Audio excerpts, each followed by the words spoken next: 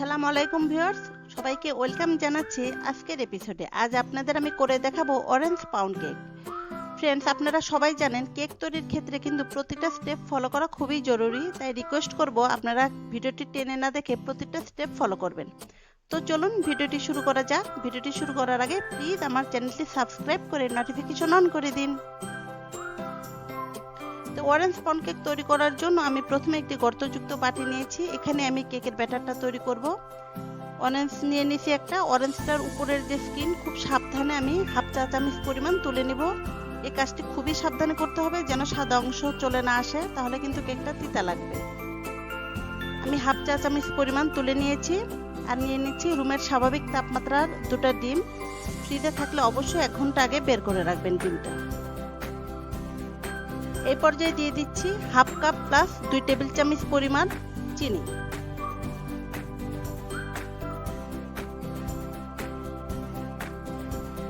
এবার আমি electric bitter দিয়ে প্রথমে খুব লো স্পিডে 2 মিনিট বিট করে নিব। আপনাদের কাছে ইলেকট্রিক বিটার না থাকলে প্রবলেম নেই, আপনারা হ্যান্ড বিটার বা কাঁটা চামচ দিয়েও এই কাজটা কিন্তু করতে পারবেন, তবে সেক্ষেত্রে টাইমটা একটু বেশি লাগবে। তো 2 মিনিট লোতে দিয়ে করব, থেমে থেমে করব যাতে করে চিনিটা গলে যায়। 2 মিনিট হওয়ার পরে যখন দেখব চিনিটা গলে গেছে, তখন বিটারের স্পিডটা বাড়িয়ে একদম হাই করে দিব 5-এ। মোটামুটি ফ্লপি যখন হয়ে যাবে তখন আপনারা নিজেরাও বুঝতে পারবেন, তখন বিট করা স্টপ করে দিবেন।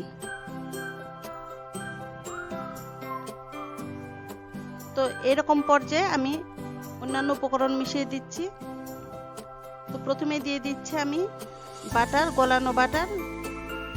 তো এটা আমি গলে নিয়ে ঠান্ডা করে নিয়েছি। আপনারা না থাকলে এটা রান্নার রেগুলার সয়াবিন তেল দিবেন, সমস্যা নেই। আর দিয়ে দিচ্ছি 2 টেবিল চামচ পরিমাণ অরেঞ্জ জুস। আর এটা কিন্তু দিতে হবে, তা না হলে আমাদের অরেঞ্জ কেকটা পারফেক্ট হবে না।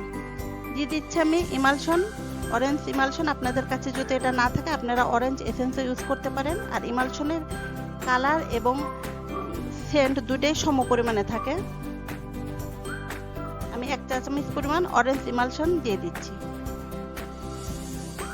দিয়ে দিচ্ছি হাফ চা চামচ পরিমাণ সাদা ভিনেগার। আপনাদের কাছে ভিনেগার না থাকলে এই পরিমাণে লেবুর রস দিবেন, তবে ভিনেগারটা কিন্তু অবশ্যই দেওয়ার চেষ্টা করবেন, তাছাড়া কেক চুপসে যাওয়ার সম্ভাবনা থাকবে। কালারটা আরেকটু ডিপ আনার জন্য আমি সামান্য অরেঞ্জ কালার ইউজ করলাম। প্রয়োজন নেই, আমি কালারটা আরেকটু চাচ্ছিলাম, যার কারণে আমি আরেকটু কালার ইউজ করলাম এখানে।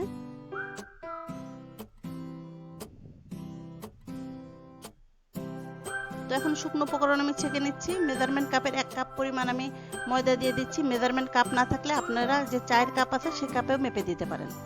দিয়ে দিচ্ছি 1 চা চামচ পরিমাণ বেকিং পাউডার। এখন আমি শুকনো উপকরণটা ভালোভাবে ছেঁকে নিচ্ছি। ছেঁকে নেওয়া হয়ে গেলে অবশিষ্ট অংশ ফেলে দিচ্ছি। এবার এই ব্যাটারটা খুব সাবধানে একটা স্প্যাচুলা দিয়ে আমি ঘুরিয়ে ঘুরিয়ে মিশাবো। এটা কিন্তু খুবই সাবধানে করতে হবে।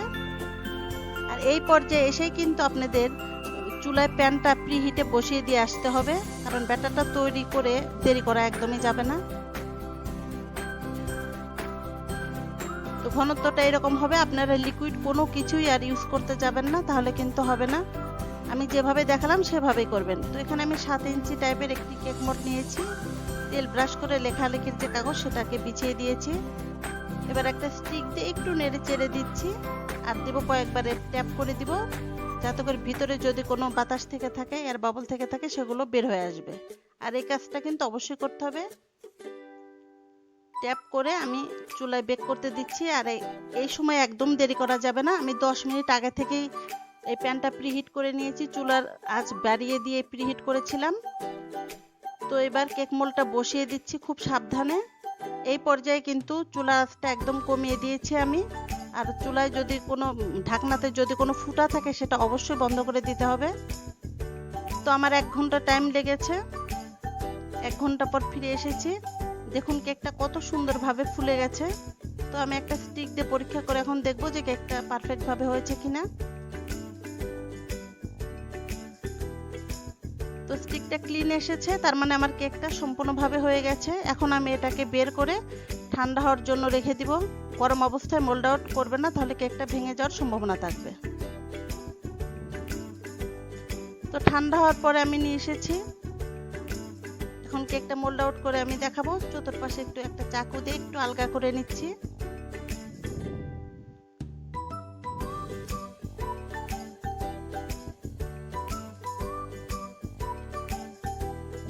আমি মোল্ড আউট করে দেখাচ্ছি কত সুন্দর হয়েছে কেকটা। দেখুন, বেকিং পেপারটা তুলে দিচ্ছি।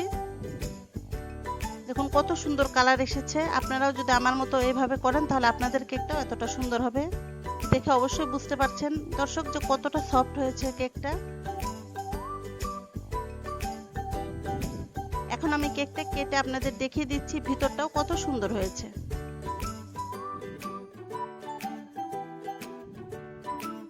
আপনারা যারা অরেঞ্জ ফ্লেভারটা পছন্দ করেন তাদের কিন্তু এই কেকটা খেতে অসম্ভব ভালো লাগবে। আপনারা অবশ্যই বাসায় তৈরি করে দেখবেন।